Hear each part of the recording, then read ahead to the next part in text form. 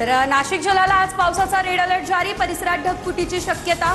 शाळा आणि महाविद्यालयांसह आठवडी बाजार आणि देवस्थानं बंद। 100 नागरिकांचं रात्री सुरक्षित ठिकाणी स्थलांतर। गिरीश महाजन यांच्याकडून आढावा।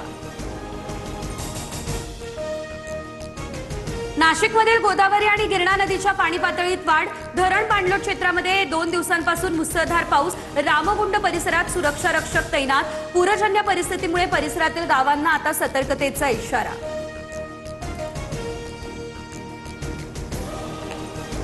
पालघर, पुणे, रायगड, नाशिकमध्ये आता पावसाचा रेड अलर्ट। मुंबईसह ठाणे, धुळे, अमरावती, अकोला, रत्नागिरीमध्ये ऑरेंज अलर्ट, तर इतर जिल्ह्यांना येलो अलर्ट।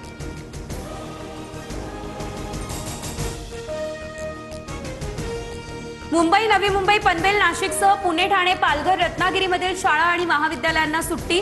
जिल्ह्यातील रेड अलर्टच्या पार्श्वभूमीवर हा निर्णय। मुसळधार ते अतिमुसळधार पावसाचा अंदाज। मुख्यमंत्री फडणवीस यांच्याकडून राज्यातील पूरस्थितीचा आढावा घेण्यात आला। नागरिकांनी प्रवास टाळावा, अत्यावश्यक असेल तरच घराबाहेर पडावं। उद्यापर्यंत राज्यात पावसाच्या अलर्टच्या पार्श्वभूमीवर फडणवीसांचं हे आवाहन।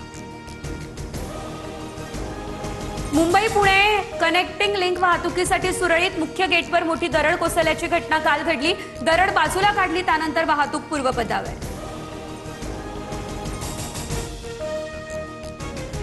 मिसिंग लिंकवरती दरड कोसळण्यासाठी नेहरू जबाबदार। ज्यांना सरकारवर टीका करायची त्यांनी पाकिस्तानला निघून जावं। मनसेच्या संदीप देशपांडेंचा फडणवीस सरकारवरती टोला।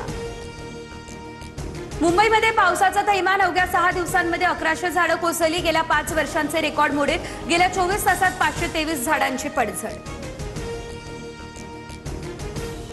नालासोपारा रेल्वे स्थानकातून अखेर लोकल सेवा सुरू। रुळांवर काही प्रमाणामध्ये पाणी। हळूहळू रेल्वे सेवा पूर्ववत होणार। पश्चिम रेल्वेची ही माहिती। वसई एव्हरशाईनमधील लिंक रोड अद्यापही पाण्याखाली। कमरे एवढ्या पाण्यातून नागरिकांची कसरत सुरू। पावसानं उसंत घेतली, त्यानंतरही पाण्याचा निचरा न झाल्याचं चित्र।